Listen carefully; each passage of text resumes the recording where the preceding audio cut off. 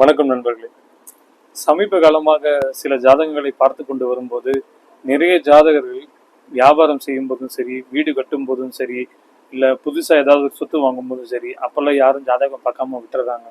அதுக்கப்புறம் அந்த வீடு வாங்கினதுக்கு அப்புறமோ இல்லாட்டி ஒரு பிஸ்னஸ் ஆரம்பித்து கொஞ்சம் காலம் கழிச்சு, அதாவது ஒரு 4-5 வருஷம் கழிச்சு அந்த ஜாதகத்தில் பிரச்சனை அப்படின்னு தெரிஞ்சதுக்கு அப்புறம் தான் வந்துட்டு அவங்க ஜாதகமே பார்க்க வராங்க. நான் என்ன சொல்ல வரேன்னா, நீங்க கஷ்டம் வந்த பிறகு ஜாதகம் பார்க்கறதுக்கு பதிலா ஒரு நல்ல விஷயத்த ஆரம்பிக்கிறதுக்கு முன்னாடி ஜாதகம் பார்த்தா நல்லா இருக்கும் தானே.